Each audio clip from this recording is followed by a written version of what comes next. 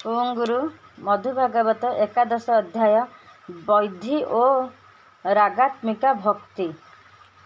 जय आत्मा स्वरूप गुरु, जय आत्मा स्वरूप गुरु, प्रेम वांछा कल्पतरु, जय श्री गुरु भगवान, चरणे पशुछि शरण। भक्ति काहाकु कहंती, केते प्रकार अटे भक्ति, कहिण तुटाओ संशय, दया कर हे दयामय।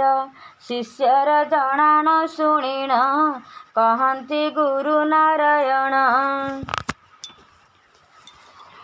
शुण हे शिष्य होई चेता, कहिबा तोते भक्ति कथा।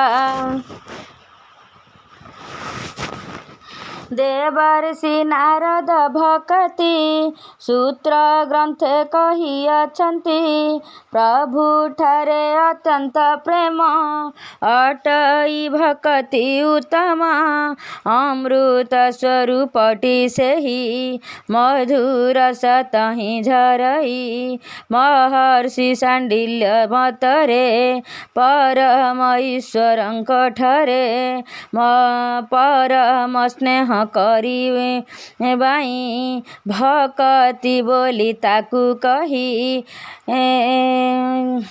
व्यासदेवंक मत जाहा, कहूछि एबे शुण ताहा। भगवानंक पूजा धीरे, विशेष स्नेह जैन मिले। ताहांकु भक्ति कहंती, से भावे मिले सदगति। गर्ग आचार्यंक मतरे, भागवत कथा आदिरे। अनुराग जन्मिबाकु, भक्ति कहंती ताहाकु। शंकराचार्य मत जाहा, शुण एबे कहिबा ताहा। भगवान आत्मा रूपरे, अछंती सकल प्राणरे। सर्वात्मे अनुराग कले, सबु लोकर प्रिय हेले। सत्य अहिंसा मार्गे चली, सहनशीलता आचरी। काम क्रोध करि वर्जन, कहिण मधुर वचन। चलिले सदा नम्र होई, ताहांकु श्रेष्ठ भक्ति कही। भक्ति स्वरूप अटे दुई, मोक्ष पुण्य गौण अटई। वैधि हौतिकी अटई, गौण अवास काम सेहि। रागात्मिका जाहाकु कही, अहेतुकी भक्ति अटई। सेहि भक्ति मोक्ष निष्काम, ताहा अटई शुद्ध प्रेम। जावत से निष्काम प्रेम, उदय न होइछि जान। तावत गौण बौद्धि भक्ति, साधन करुथिब नीति। बौद्धि भक्ति कथा शुण, जेमंते करिब साधन। गुरुंक ठारु घेनि मंत्र, से मंत्र जपुथिब नित्य। साधु जन संग करिब, विषयासक्ति बरजिब। कृष्ण तीर्थे वास करिब, नीति नियम रे चलिब। एकादशी व्रत करिब, रात्रे जागी नाम जपिब।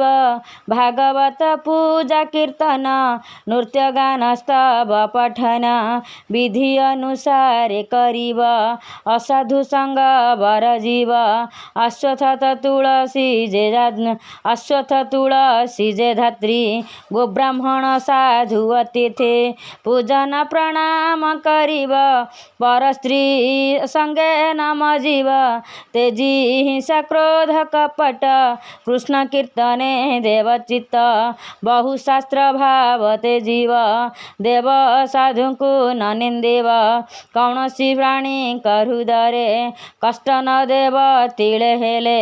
एहाकु कही वैधि भक्ति, ए मार्गे बळाइब मति। प्रभुଙ୍କ ପାଦ ତଳେ ମନ ଆଶା ଶ୍ରଦ୍ଧା ନ ରଖିଣ ପାର୍ଥିବ ସୁଖେ ରଖି ମତି ପ୍ରଭୁଙ୍କୁ କରିଲେ ଭକ୍ତି ସେ ଭକ୍ତି ହଇତି କି ଅଟଇ ଉତ୍ତମ ଭକ୍ତି ସେ ନୁହଁଇ କାହାକୁ କହି ଗୌଣ ଭକ୍ତି ଶୁଣ ଏବେ ଦେଇଣ ମତି ଗୁଣ ଭେଦେ ତିନି ପ୍ରକାଶୀ ସାତ୍ୱିକୀ ରାଜସୀ ତାମସୀ ତାମସୀରୁ ରାଜସୀ ହୁଏ କ୍ରମେ ସାତ୍ୱିକୀ ଗୁଣ ପାଏ ସାତ୍ୱିକରୁ ମୁଖ୍ୟ ନିଷ୍କାମ ଭକ୍ତି ହୁଅ ଇଟି ଜାଣ ଆର୍ତାଦି ଭେଦେ ଗୌଣ ଭକ୍ତି ତିନି ପ୍ରକାର ଅଟଇଟି ଆରତ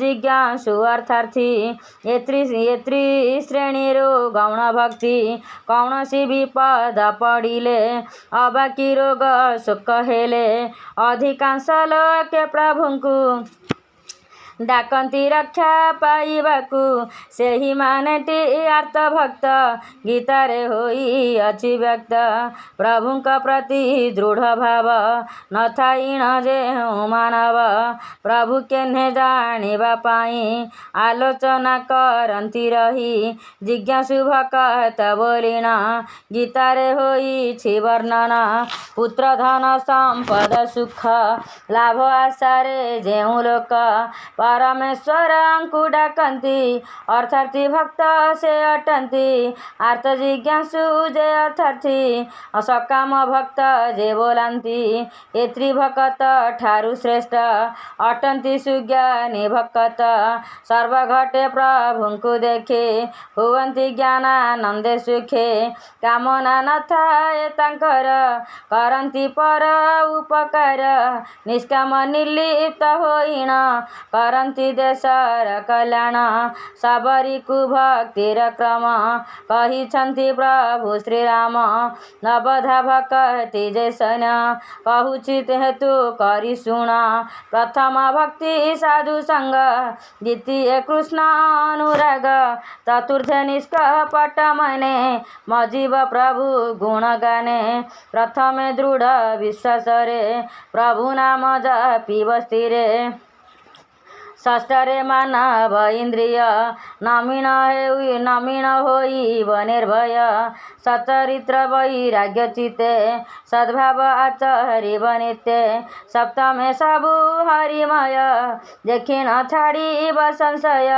ସାଧୁଟି ହରିଠାରୁ ଶ୍ରେଷ୍ଠ କଦାପି ନ ଭାବିବ ଛୋଟ ଅଷ୍ଟମେ ପରଙ୍କର ଦୋଷ ଆଲୋଚନା ନ କର ଲେଶ ଯେତେବେଳେ ଯାହା ମିଳିବ ସେଥିରେ ସନ୍ତୋଷ ହୋଇବ ନବମେ ସମସ୍ତଙ୍କ ପ୍ରତି ରଖିବ କପଟ ରୀତି ପ୍ରଭୁଠାରୁ ଦୃଢ଼ ବିଶ୍ୱାସ ରଖି ସଦା ହୋଇବ ତୋଷ ଭାଗବତେ ପ୍ରହ୍ଲାଦ ଭକ୍ତି ନବ ପ୍ରକାରେ ରହିଛନ୍ତି ଶ୍ରବଣ କୀର୍ତ୍ତନ ସ୍ମରଣ ସେବିବ ପ୍ରଭୁଙ୍କ ଚରଣ କରିବ ଅର୍ଚ୍ଚନ ବନ୍ଦନ ଦାସ୍ୟ ଭାବେ କରିବ କର୍ମ ସଖା ଭାବେ ଭାବ ଭାବିଣ ଆତ୍ମା ସମର୍ପଣ କରିଣ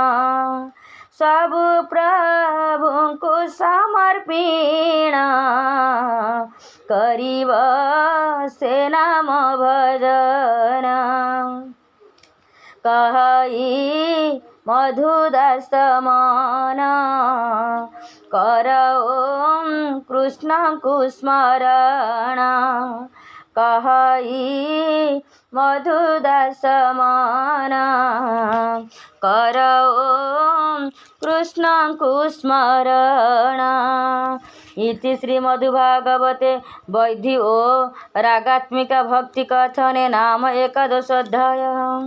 ओम गुरु।